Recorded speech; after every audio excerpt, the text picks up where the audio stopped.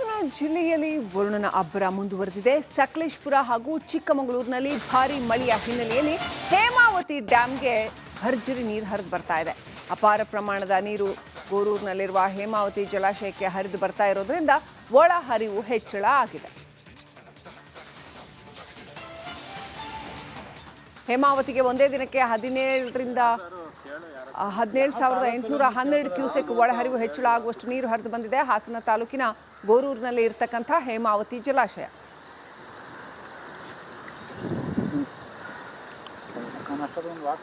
ಈ ಬಾರಿ ಹಾಸನದಲ್ಲಿ ಪೂರ್ವ ಮುಂಗಾರಿನಲ್ಲೇ ಸಾಕಷ್ಟು ಮಳೆ ಆಗಿರುವಂಥದ್ದು. ಜೊತೆಗೆ ಹಾಸನದ ಪಕ್ಕದ ಜಿಲ್ಲೆಗಳಾದ ಮಲೆನಾಡು ಜಿಲ್ಲೆಗಳಾದ ಚಿಕ್ಕಮಗಳೂರು, ಮೂಡಿಗೆರೆ ಭಾಗದಲ್ಲೂ ಕೂಡ ಅತಿ ಹೆಚ್ಚು ಮಳೆ ಇರುವಂತಹ ಹಿನ್ನೆಲೆಯಲ್ಲಿ ಹೇಮಾವತಿ ಜಲಾಶಯಕ್ಕೆ ಇವತ್ತು 17,000 ಕ್ಯೂಸೆಕ್ ನೀರು ಹರಿದು ಬರ್ತಿರುವಂಥದ್ದು.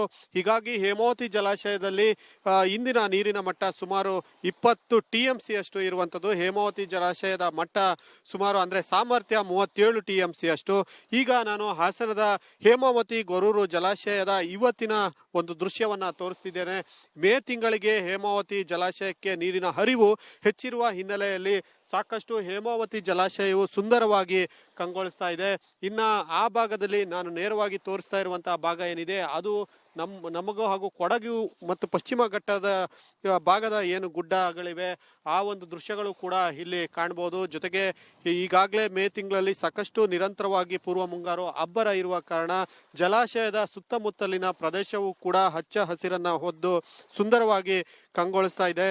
ಜೊತೆಗೆ ಇವತ್ತು ಹೇಮಾವತಿ ಜಲಾಶಯದಿಂದ ಸುಮಾರು 3,000 ಕ್ಯೂಸೆಕ್ ನೀರನ್ನ ಹೊರಬಿಡಲಾಗ್ತಾ ಇದೆ. ಜೊತೆಗೆ ಇದೇ ರೀತಿ ಮುಂದುವರೆದ್ರೆ ಈ ಬಾರಿ ಹೇಮಾವತಿ ಜಲಾಶಯದಿಂದ ಸಾಕಷ್ಟು ಬೇಗ ನೀರನ್ನ ಕೂಡ ಬೇಗ ಜಲಾಶಯ ತುಂಬುವಂತಹ ಎಲ್ಲ ಲಕ್ಷಣಗಳು ಕಾಣ್ತಾ ಇರುವಂಥದ್ದು.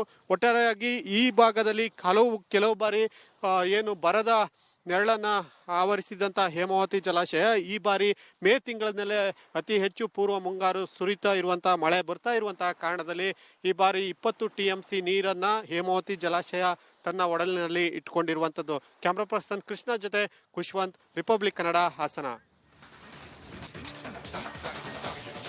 ಹಾಸನ ಜಿಲ್ಲೆಯಲ್ಲಿ ವರುಣನ ಅಬ್ಬರ ಮುಂದುವರೆದಿದೆ. ಸಕಲೇಶಪುರ ಹಾಗೂ ಚಿಕ್ಕಮಗಳೂರಿನಲ್ಲಿ ಭಾರೀ ಮಳೆಯ ಹಿನ್ನೆಲೆಯಲ್ಲಿ ಹೇಮಾವತಿ ಡ್ಯಾಂಗೆ ಭರ್ಜರಿ ನೀರು ಹರಿದು ಬರ್ತಾ ಇದೆ. ಅಪಾರ ಪ್ರಮಾಣದ ನೀರು ಗೋರೂರಿನಲ್ಲಿರುವ ಹೇಮಾವತಿ ಜಲಾಶಯಕ್ಕೆ ಹರಿದು ಬರ್ತಾ ಇರೋದ್ರಿಂದ ಒಳ ಹರಿವು ಹೆಚ್ಚಳ ಆಗಿದೆ. ಹೇಮಾವತಿಗೆ ಒಂದೇ ದಿನಕ್ಕೆ 17,812 ಕ್ಯೂಸೆಕ್ ಒಳಹರಿವು ಹೆಚ್ಚಳ ಆಗುವಷ್ಟು ನೀರು ಹರಿದು ಬಂದಿದೆ. ಹಾಸನ ತಾಲೂಕಿನ ಗೋರೂರಿನಲ್ಲಿ ಇರತಕ್ಕಂಥ ಹೇಮಾವತಿ ಜಲಾಶಯ.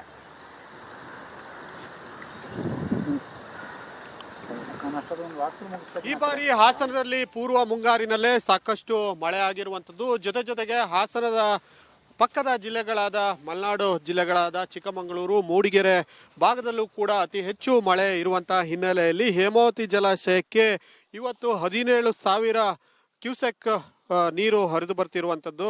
ಹೀಗಾಗಿ ಹೇಮಾವತಿ ಜಲಾಶಯದಲ್ಲಿ ಇಂದಿನ ನೀರಿನ ಮಟ್ಟ ಸುಮಾರು 20 TMC ಅಷ್ಟು ಇರುವಂಥದ್ದು. ಹೇಮಾವತಿ ಜಲಾಶಯದ ಮಟ್ಟ ಸುಮಾರು ಅಂದರೆ ಸಾಮರ್ಥ್ಯ 37 TMC ಅಷ್ಟು. ಈಗ ನಾನು ಹಾಸನದ ಹೇಮಾವತಿ ಗೊರೂರು ಜಲಾಶಯದ ಇವತ್ತಿನ ಒಂದು ದೃಶ್ಯವನ್ನ ತೋರಿಸ್ತಿದ್ದೇನೆ. ಮೇ ತಿಂಗಳಿಗೆ ಹೇಮಾವತಿ ಜಲಾಶಯಕ್ಕೆ ನೀರಿನ ಹರಿವು ಹೆಚ್ಚಿರುವ ಹಿನ್ನೆಲೆಯಲ್ಲಿ ಸಾಕಷ್ಟು ಹೇಮಾವತಿ ಜಲಾಶಯವು ಸುಂದರವಾಗಿ ಕಂಗೊಳಿಸ್ತಾ ಇದೆ. ಇನ್ನ ಆ ಭಾಗದಲ್ಲಿ ನಾನು ನೇರವಾಗಿ ತೋರಿಸ್ತಾ ಇರುವಂತಹ ಭಾಗ ಏನಿದೆ ಅದು ನಮಗೂ ಹಾಗೂ ಕೊಡಗು ಮತ್ತು ಪಶ್ಚಿಮ ಘಟ್ಟದ ಭಾಗದ ಏನು ಗುಡ್ಡಗಳಿವೆ ಆ ಒಂದು ದೃಶ್ಯಗಳು ಕೂಡ ಇಲ್ಲಿ ಕಾಣಬಹುದು. ಜೊತೆಗೆ ಈಗಾಗಲೇ ಮೇ ತಿಂಗಳಲ್ಲಿ ಸಾಕಷ್ಟು ನಿರಂತರವಾಗಿ ಪೂರ್ವ ಮುಂಗಾರು ಅಬ್ಬರ ಇರುವ ಕಾರಣ ಜಲಾಶಯದ ಸುತ್ತಮುತ್ತಲಿನ ಪ್ರದೇಶವೂ ಕೂಡ ಹಚ್ಚ ಹಸಿರನ್ನ ಹೊದ್ದು ಸುಂದರವಾಗಿ ಕಂಗೊಳಿಸ್ತಾ ಇದೆ. ಜೊತೆಗೆ ಇವತ್ತು ಹೇಮಾವತಿ ಜಲಾಶಯದಿಂದ ಸುಮಾರು 3,000 ಕ್ಯೂಸೆಕ್ ನೀರನ್ನ ಹೊರಬಿಡಲಾಗ್ತಾ ಇದೆ. ಜೊತೆಗೆ ಇದೇ ರೀತಿ ಮುಂದುವರೆದ್ರೆ ಈ ಬಾರಿ ಹೇಮಾವತಿ ಜಲಾಶಯದಿಂದ ಸಾಕಷ್ಟು ಬೇಗ ನೀರನ್ನ ಕೂಡ ಬೇಗ ಜಲಾಶಯ ತುಂಬುವಂತಹ ಎಲ್ಲ ಲಕ್ಷಣಗಳು ಕಾಣ್ತಾ ಇರುವಂಥದ್ದು. ಒಟ್ಟಾರೆಯಾಗಿ ಈ ಭಾಗದಲ್ಲಿ ಕೆಲವು ಬಾರಿ ಏನು ಬರದ ನೆರಳನ್ನ ಆವರಿಸಿದಂಥ ಹೇಮಾವತಿ ಜಲಾಶಯ ಈ ಬಾರಿ ಮೇ ತಿಂಗಳಿನಲ್ಲೇ ಅತಿ ಹೆಚ್ಚು ಪೂರ್ವ ಮುಂಗಾರು ಸುರಿತಾ ಇರುವಂತಹ ಮಳೆ ಬರ್ತಾ ಇರುವಂತಹ ಕಾರಣದಲ್ಲಿ ಈ ಬಾರಿ 20 TMC ನೀರನ್ನ ಹೇಮಾವತಿ ಜಲಾಶಯ ತನ್ನ ಒಡಲಿನಲ್ಲಿ ಇಟ್ಕೊಂಡಿರುವಂಥದ್ದು. ಕ್ಯಾಮ್ರಾ ಪರ್ಸನ್ ಕೃಷ್ಣ ಜೊತೆ ಖುಷ್ವಂತ್, ರಿಪಬ್ಲಿಕ್ ಕನ್ನಡ, ಹಾಸನ. ದಿನದಿಂದ ದಿನಕ್ಕೆ ಒಳ ಹರಿವಿನ ಪ್ರಮಾಣ KRS ಡ್ಯಾಮ್ಗೆ ಹೆಚ್ಚಳ ಆಗ್ತಾ ಇರುವಂಥದ್ದು. ನಿನ್ನೆ ಬೆಳಿಗ್ಗೆ 2,000 ಕ್ಯೂಸೆಕ್ ನೀರು ಬರ್ತಾ ಇತ್ತು. ಇವತ್ತು 19,000 ಕ್ಯೂಸೆಕ್ಗೆ ಏರಿಕೆ ಆಗಿದೆ.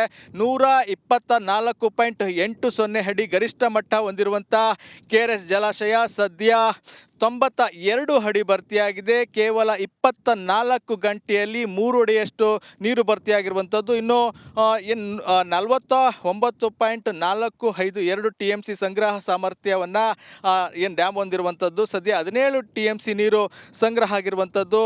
ಈ 24 ಗಂಟೆಯಲ್ಲಿ ಅಂದರೆ ನಿನ್ನೆ ಬೆಳಗ್ಗೆಯಿಂದ ಇಂದಿನ ಬೆಳಗ್ಗೆವರೆಗೆ 2 TMC ಅಷ್ಟು ನೀರು ಡ್ಯಾಮ್ಗೆ ಬಂದಿರುವಂಥದ್ದು.